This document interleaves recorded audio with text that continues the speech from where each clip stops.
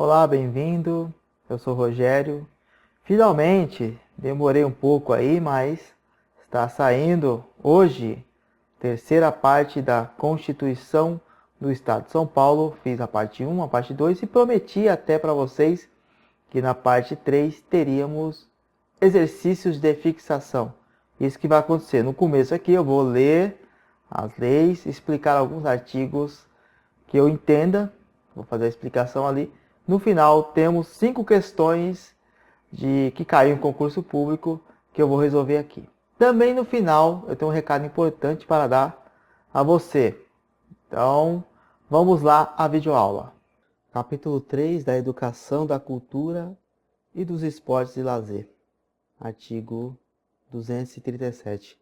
A educação ministrada com base nos princípios estabelecidos no artigo 205 e seguintes da Constituição Federal e inspirada nos princípios de liberdade e solidariedade humana tem por fim 1. A compreensão dos direitos e deveres da pessoa humana, do cidadão, do Estado, da família e dos demais grupos que compõem a comunidade. O respeito à dignidade e às liberdades fundamentais da pessoa humana, o fortalecimento da unidade nacional e da solidariedade internacional, o desenvolvimento integral e da personalidade humana e a sua participação na obra do bem comum, o preparo do indivíduo e da sociedade para o domínio dos conhecimentos científicos e tecnológicos que lhes permitam utilizar as possibilidades e vencer as dificuldades do meio, preservando-o. A preservação, difusão e expansão do patrimônio cultural, a condenação a qualquer tratamento desigual por motivo de convicção filosófica, política ou religiosa, bem como a quaisquer preconceitos de classe, raça ou sexo. Pode até gravar isso aqui, ó. Que uma das finalidades será a condenação a qualquer tratamento desigual por motivo de convicção filosófica, política ou religiosa, bem como quaisquer preconceitos de classe, raça ou sexo. Volta e meia cai isso em concurso. O desenvolvimento da capacidade de elaboração e reflexão crítica da realidade. Artigo 238. A lei organizará o sistema de ensino do Estado de São Paulo, levando em conta o princípio da descentralização. Isso aqui sempre cai em concurso. Tenta confundir o candidato com a centralização. Você pensa, pô, a escola do governo é centralizado? Não, é descentralizado. Tanto é que o ensino do primeiro ao quinto ano é responsabilidade do município. Então, só gravar isso aí, que o princípio da descentralização, que a lei organiza o sistema de ensino.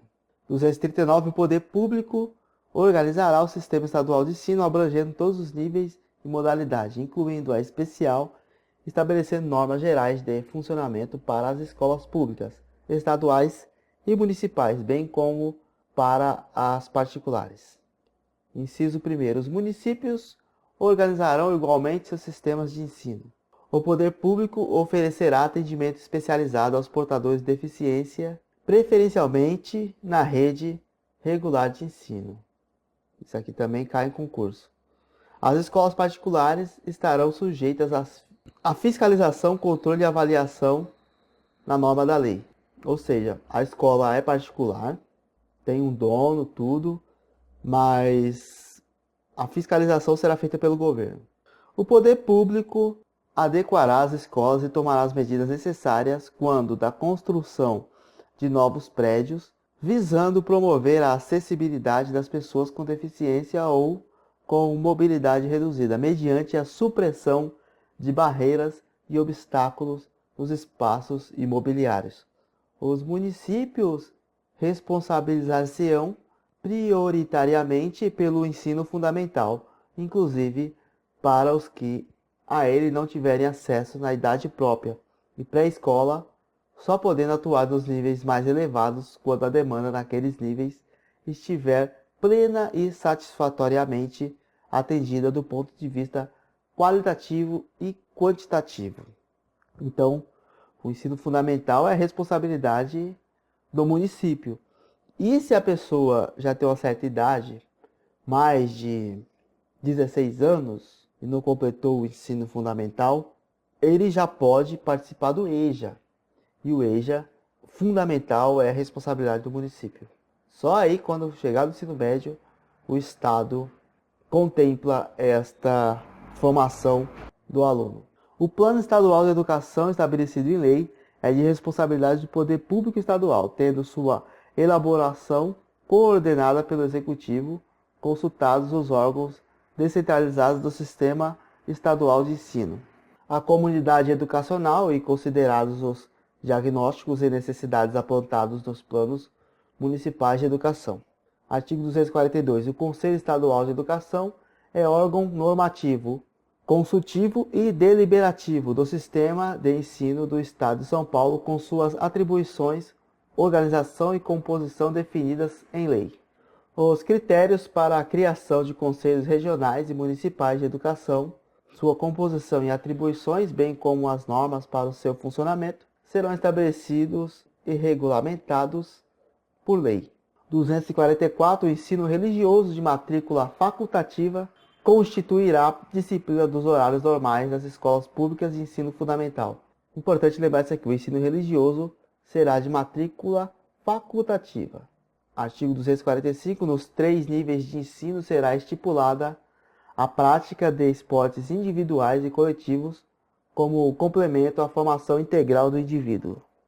Parágrafo único. A prática referida no caput, sempre que possível, será levada em conta em face das necessidades dos portadores de deficiências.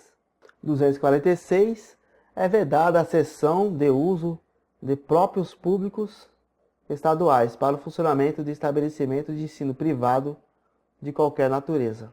A educação da criança de 0 a 6 anos, integrada ao sistema de ensino, respeitará as características próprias dessa faixa etária. O órgão próprio de educação do Estado será responsável pela definição de normas, autorização de funcionamento, supervisão e fiscalização das creches e pré-escolas públicas e privadas do Estado. Parágrafo único. Os municípios cujos sistemas de ensino estejam organizados será delegada a competência para autorizar o funcionamento e supervisionar as instituições de educação das crianças de 0 a 6 anos de idade. O ensino fundamental, com 8 anos de duração, é obrigatório para todas as crianças a partir dos 7 anos de idade, visando a propiciar formação básica e comum, indispensável a todos. Então, para a Constituição do Estado, o ensino fundamental ainda tem 8 anos de duração. Fica aí conforme a Constituição Estadual do Estado de São Paulo, 8 anos de duração. E sabemos que atualmente vai até o 9º ano o ensino fundamental. Inciso 1º, é dever do poder público o provimento em todo o território paulista de vagas em número suficiente para atender à demanda do ensino fundamental obrigatório e gratuito.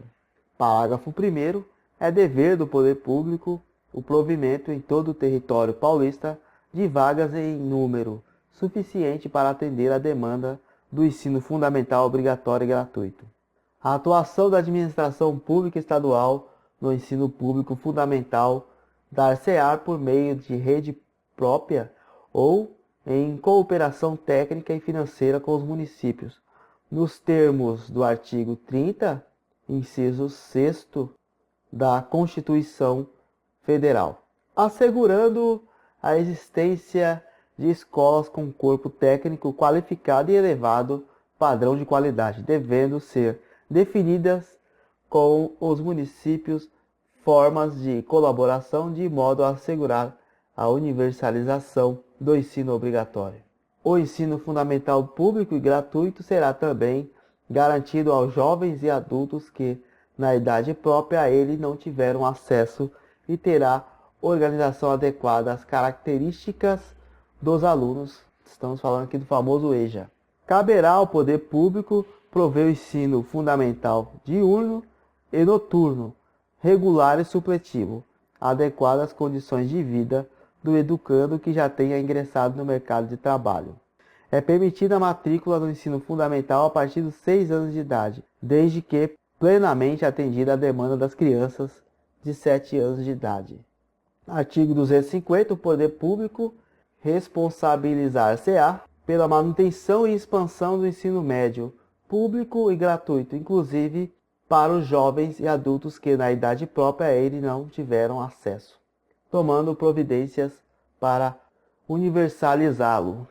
O Estado proverá o atendimento do ensino médio em curso diurno e noturno, regular e supletivo, aos jovens e adultos, especialmente trabalhadores, de forma compatível com suas condições de vida. Além de outras modalidades que a lei vier a estabelecer do ensino médio, fica assegurada a especificidade do curso de formação do magistério para a pré-escola, a das 4 primeiras séries do ensino fundamental, inclusive com formação de docentes para atuarem na educação de portadores de deficiências. Artigo 251. A lei assegurará a valorização dos profissionais de ensino mediante a fixação de planos de carreira para o magistério público com piso salarial profissional, carga horária compatível com o exercício das funções e ingresso exclusivamente por concurso público de provas e títulos. O Estado manterá seu próprio sistema de ensino superior articulado com os demais níveis. Parágrafo único. O sistema de ensino superior do Estado de São Paulo incluirá universidades e outros estabelecimentos. Artigo 253. A organização do sistema de ensino superior do Estado será orientada para a ampliação do número de vagas oferecidas no ensino público diurno e noturno, respeitadas as condições para a manutenção da qualidade de ensino e do desenvolvimento da pesquisa. Parágrafo único. As universidades públicas estaduais deverão manter cursos noturnos que, no conjunto de suas unidades, correspondam a 1/3 pelo menos do total das vagas por elas oferecidas. Artigo 254. A autonomia da universidade será exercida respeitando, nos termos de seu estatuto, a necessária democratização do ensino e a responsabilidade pública da instituição, observados os seguintes princípios. 1. Utilização dos recursos de forma a ampliar o atendimento à demanda social, tanto mediante cursos regulares quanto atividades de extensão. 2. Representação e participação de todos os segmentos da comunidade interna nos órgãos decisórios e na escolha de dirigentes na forma de seus estatutos. Parágrafo 1º. A lei criará formas de participação da sociedade por meio de instâncias públicas externas à universidade, na avaliação do desempenho da gestão dos recursos. É facultado às universidades admitir professores técnicos e cientistas estrangeiros na forma da lei. Preste atenção nisso aqui, ó. É facultado admitir professores técnicos e cientistas estrangeiros. Se cair lá é obrigatório? Não, facultado. Parágrafo 3º. O disposto nesse artigo aplica-se às instituições de pesquisa científica e tecnológica. 255. O Estado aplicará anualmente na manutenção e no desenvolvimento do ensino público no mínimo 30% da receita resultante de impostos, incluindo recursos provenientes de transferências. Se cair falando alguma coisa fixa, não tem. É no mínimo 30%. É de 30% para mais dos impostos recolhidos aí do Estado. Parágrafo único. A lei definirá as despesas que se caracterizem como manutenção e desenvolvimento do ensino.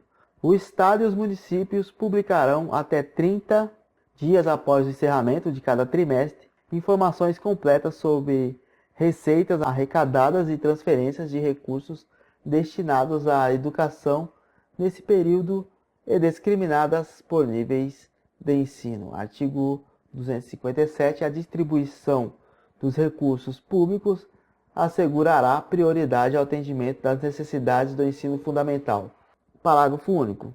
Parcela dos recursos públicos destinados à educação deverá ser utilizada em programas integrados de aperfeiçoamento e atualização para os educadores em exercício no ensino público.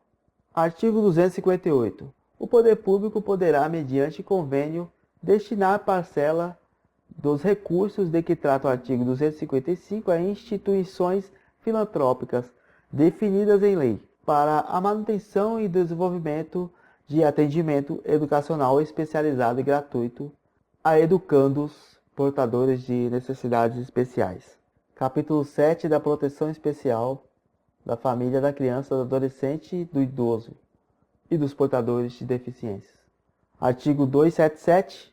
Cabe ao poder público, bem como à família, assegurar à criança, ao adolescente, ao jovem, ao idoso e aos portadores de deficiências, com absoluta prioridade, o direito à vida, à saúde, à alimentação, à educação, ao lazer, à profissionalização, à cultura, à dignidade, ao respeito, à liberdade e à convivência familiar e comunitária, além de colocá-los a salvo de toda forma de negligência, discriminação, exploração, violência, crueldade e agressão. Parágrafo único. O direito à proteção especial, conforme a lei, abrangerá, entre outros, os seguintes aspectos. 1. Garantir à criança e ao adolescente de conhecimento formal do ato infracional que lhe seja atribuído, de igualdade na relação processual, representação legal, acompanhamento psicológico e social e defesa técnica por profissionais habilitados. 2. Obrigação de empresas e instituições que recebam do Estado recursos financeiros para a realização de programas, projetos e atividades culturais, educacionais, de lazer e outros afins de preverem o acesso à participação de portadores de deficiências. 278. O poder público promoverá programas especiais admitindo a participação de entidades não governamentais e tendo como propósito 1. Assistência social e material às famílias de baixa renda dos egressos de hospitais psiquiátricos do Estado, até sua reintegração à sociedade. Concessão de incentivo às empresas para adequação de seus equipamentos, instalações e rotinas de trabalho aos portadores de deficiências. 3. Garantir às pessoas idosas de condições de vida apropriadas, frequência e participação em todos os equipamentos, serviços e programas culturais, educacionais, esportivos, recreativos e de lazer, defendendo sua dignidade e visando a sua integração à sociedade. Integração social de portadores de deficiências mediante treinamento para o trabalho, convivência e facilitação do acesso aos bens e serviços coletivos. Criação e manutenção de serviços de prevenção, orientação, recebimento e encaminhamento de denúncias referentes à violência. 6. Instalação e manutenção de núcleos de atendimento especial e casas destinadas ao acolhimento provisório de crianças, adolescentes, idosos, portadores de deficiências e vítimas de violência, incluindo a criação de serviços jurídicos de apoio às vítimas integrados a atendimento psicológico e social. Nos internamentos de crianças com até 12 anos, nos hospitais vinculados aos órgãos da administração direta ou indireta, é assegurada a permanência da mãe, também nas enfermarias, na forma da lei. 8. Prestação de orientação e informação sobre a sexualidade humana e conceitos básicos da instituição da família, sempre que possível, de forma integrada aos conteúdos curriculares do ensino fundamental e médio. Criação e manutenção de serviços e programas de prevenção e orientação contra entorpecentes, álcool e drogas afins, bem como de encaminhamento de denúncias e atendimento especializado referentes à criança, ao adolescente, ao adulto e ao idoso dependentes. 279. Os poderes públicos estadual e municipal assegurarão condições de prevenção de deficiências, com prioridade para assistência pré-natal e à infância, bem como integração social de portadores de deficiências, mediante treinamento para o trabalho e para a convivência, mediante 1. Criação de centros profissionalizantes para treinamento, habilitação e reabilitação profissional de portadores de deficiências, oferecendo os meios adequados para esse fim, aos que não tenham condições de frequentar a rede regular de ensino. Implantação de sistema Braille em estabelecimentos da rede oficial de ensino, em cidade polo regional, de forma a atender às necessidades educacionais e sociais dos portadores de deficiências. Esse sistema Braille aqui, para quem não conhece, é o idioma de sinais, que é usado aí pelo surdo-mudo como forma de comunicação. Parágrafo único. As empresas que adaptarem seus equipamentos para o trabalho de portadores de deficiências poderão receber incentivos na forma da lei. 280. É assegurado na forma da lei aos portadores de deficiências e aos idosos acesso adequado aos logradouros e edifícios de uso público, bem como aos veículos de transporte coletivo urbano. 258. O Estado propiciará, por meio de financiamentos, aos portadores de deficiências a aquisição dos equipamentos que se destinam a uso pessoal, a que permitam a correção, diminuição e superação de suas limitações, segundo condições a serem estabelecidas em lei. Título 8. Disposições constitucionais gerais. O Estado comemorará anualmente, no período de 3 a 9 de julho, a Revolução Constitucionalista de 1932. Fica assegurado a todos livre e amplo acesso às praias do litoral paulista.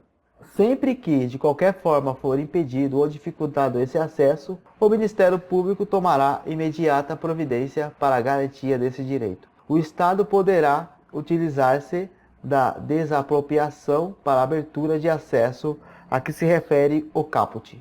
Fica assegurada a criação de creches nos presídios femininos e as mães presidiárias, a adequada assistência aos seus filhos durante o período de amamentação. A lei disporá sempre a instituição de indenização compensatória a ser paga, em caso de exoneração ou dispensa aos servidores públicos ocupantes de cargos e funções de confiança ou cargo em comissão, bem como aos que a lei declarar de livre exoneração. Ou seja, o funcionário público aí, que é nomeado em cargo em comissão, quando sai, não sai sem nada. Ele vai receber alguma coisa de indenização aí. Parágrafo único. A indenização referida no caput não se aplica aos servidores públicos que, exonerados ou dispensados do cargo ou função de confiança ou de livre exoneração, retornem à sua função, atividade ou ao seu cargo efetivo. Então só quem vem de fora mesmo, que não é concursado.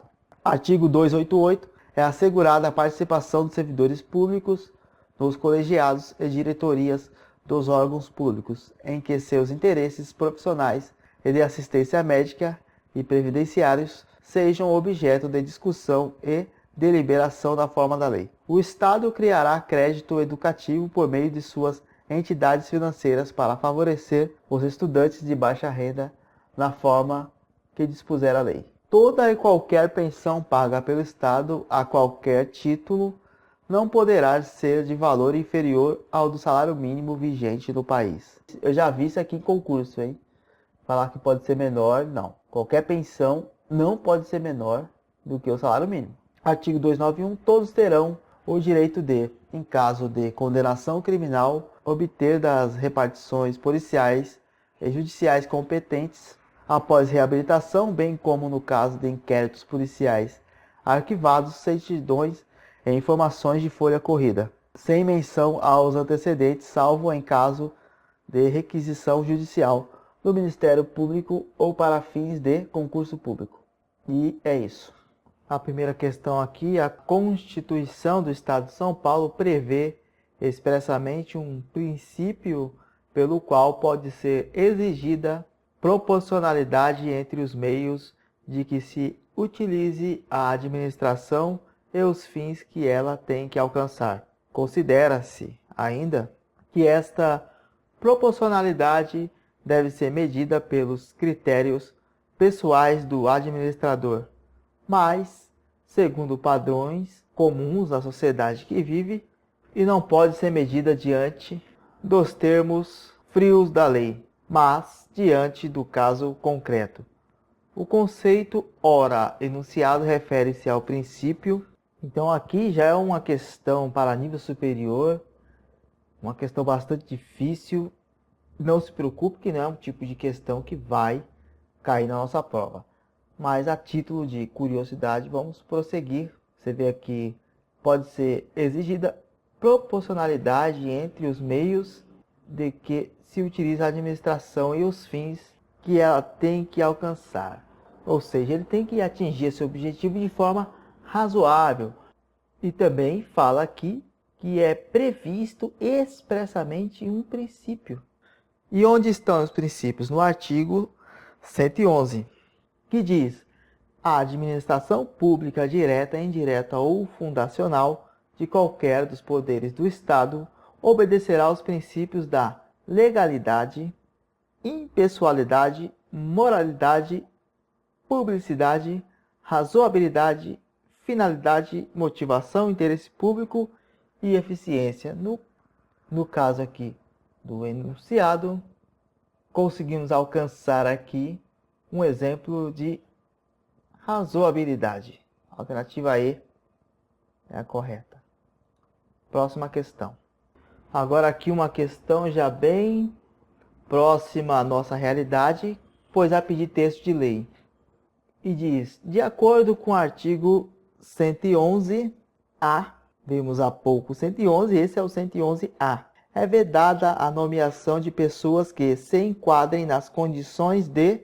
E aí é puro texto de lei. Tem que estar lembrando o que diz o 111-A. E ele diz: é vedada a nomeação de pessoas que se enquadram nas condições de inegibilidade nos termos da legislação federal para os cargos de secretário de Estado, secretário adjunto, procurador-geral de Justiça, procurador-geral do Estado, defensor público-geral, superintendentes e diretores de órgãos da administração pública, indireta, fundacional, de agências reguladoras e autarquias, delegado-geral de polícia, reitores das universidades públicas estaduais e ainda para todos os cargos de livre provimento dos poderes executivo, legislativo e judiciário do Estado.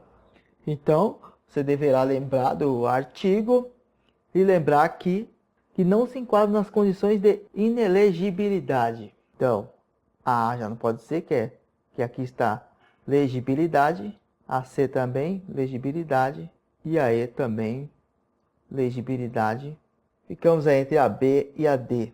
Você tem a B, inelegibilidade, nos termos da legislação federal, até aqui tudo bem, para o cargo de secretário adjunto. Sim, está previsto isso lá. E o outro, inelegibilidade nos termos da legislação federal para o cargo de reitor de universidade particular. E está previsto no artigo 111-A, reitores de universidade pública. Não tem esse particular, pública. Então, temos a alternativa B como gabarito. Próxima questão. Agora mais uma que você tem que saber o artigo. Esse aqui já bem curtinho, que é o 112. Segundo o artigo 112, as leis e atos administrativos externos, para que produzam seus efeitos regulares, deverão ser... Então, o que diz o artigo 112? Diz o seguinte: as leis e atos administrativos externos deverão ser publicados no órgão oficial do Estado para que produzam os seus efeitos regulares. A publicação dos atos não normativos poderá ser resumida. Então aqui você tem anunciados na imprensa municipal, não está escrito isto. Anexados ao Código de Leis do Estado, não. Publicados no órgão oficial do Estado. Este é o gabarito. Letra C. Próxima questão. E antes de ir para a próxima questão, eu estava esquecendo. Toda vez que você vê isso aqui, segundo o artigo 112. Segundo o artigo, letra de lei. Por isso é importante lermos a lei seca mesmo, tá? Agora sim, próxima questão. Aqui mais uma pura letra de lei, olha só. Preencha a lacuna de acordo com o artigo 114 e assinar a alternativa correta. A administração é obrigada a fornecer a qualquer cidadão, para a defesa dos seus direitos e esclarecimentos de situações de seu interesse pessoal, no prazo máximo de, já vou adiantar aqui, 10 dias úteis. No prazo máximo de 10 dias úteis, certidão de atos, contratos, decisões ou pareceres sob pena de responsabilidade de autoridade ao servidor que negar ou retardar a sua expedição. No mesmo prazo deverá atender às requisições judiciais se outro não for fixado pela autoridade judiciária. B é o gabarito. Próxima questão. Agora aqui a nossa última questão composta. Olha só. Você vê 4 itens aqui. Esse tipo de questão que eu falo que é 4 em 1. Para a organização da administração pública direta e indireta, inclusive as fundações instituídas ou mantidas por qualquer dos poderes do Estado, é obrigatório o cumprimento de certas normas. Acerca disso, julgue os itens C de certo e E errado e assinale a alternativa correta. Então vamos lá. A investidura em cargo ou emprego público depende de aprovação posterior em concurso público de provas ou provas e títulos, ressalvadas as nomeações para cargo em comissões declarado em lei, de livre nomeação e exoneração. Aqui, se você tiver uma leitura atenta, você vai ver que não tem como ser uma aprovação posterior. No caso aqui, é a aprovação prévia. Tem que ser antes, anterior, não posterior. Ou seja, você dá a entender aqui que primeiro você entra no cargo público e depois você passa no concurso. Aqui, redondamente errado. Pô, o E aqui de errado. Então aqui já está o E. Onde tem o C na frente, você já tira. Faz desse jeito que você vai eliminando alternativas. E aí, se você precisar chutar, vai ficar pouca coisa. Vamos lá. O prazo de validade do concurso público será de até 2 anos, prorrogável uma vez por igual período. Isso aí. O concurso pode chegar até 4 anos. E tem concurso que demora 3 anos e meio para começar a convocar. Uma tristeza, né, gente? Mas é isso mesmo. Tem concurso que pode ser de 1 ano. 1 ano, prorrogável mais 1, aí são 2. A nomeação do candidato aprovado obedecerá à ordem de classificação? Sim. Pois você imagina aí, o cidadão passa em primeiro lugar e a administração chama o 10º porque convém a ela. Ou tem a colocação, primeiro, segundo, terceiro, e resolve organizar em ordem alfabética. Não faz o menor sentido. Isso aqui está corretíssimo. E aí note que ainda ficaremos entre a B e a D. Aí você fica aí entre a cruz e a espada, mas tem a última aqui, que você vai ter que analisar. Seja uma questão difícil essa aqui, viu? Olha só, durante o prazo prorrogável previsto no edital de convocação, o aprovado em concurso público de provas ou provas e títulos será convocado com prioridade sobre novos concursados para assumir o cargo ou emprego da carreira. Repare aqui que a situação é o seguinte. Imagine que tem um concurso público para agente administrativo.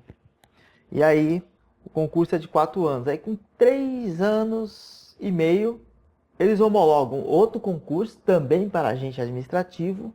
E aí, precisam convocar. Quem eles têm que convocar? Se você for analisar, até é justo. Tem que convocar o concurso anterior, não o novo. Por exemplo, um concurso de 2014, que vai vencer em 2018. E um de 2018, que vai vencer em 2022. Eles têm que contratar o resto lá do 2014, tá certo?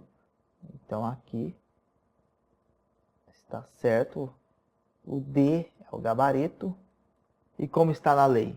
A investidura em cargo ou emprego público depende de aprovação prévia em concurso público de provas ou provas de títulos, ressalvadas as nomeações para cargo em comissão declarado em lei de livre nomeação e exoneração. Durante o prazo improrrogável previsto no edital de convocação, o aprovado em concurso público de provas ou provas e títulos será convocado com prioridade sobre novos concursados para subir cargo ou emprego na carreira. E por hoje é só. Como percebemos aí, algumas questões cobram apenas letra de lei. Fazer uma leitura atenta, reparando aí nos pequenos detalhes. E lei seca, ler a lei seca é muito importante. E o recado que eu queria passar, que eu estou passando aqui para você, é o seguinte: estou pensando em fazer código de ética no mesmo esquema que eu fiz aqui da Constituição e da outra lei, a Lei 1144 lá. Gostaria da sua opinião. Você acha que devo fazer, que vai dar certo? Enfim, vou ler os comentários e prosseguir. Se você acha que não dá certo, dá uma sugestão sobre qualquer outro tema que eu vou fazer.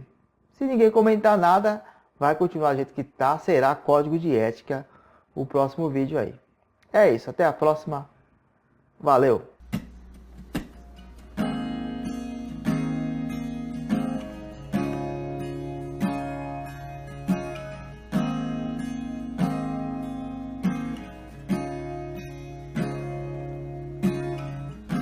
Estranho seria se eu não me apaixonasse por você.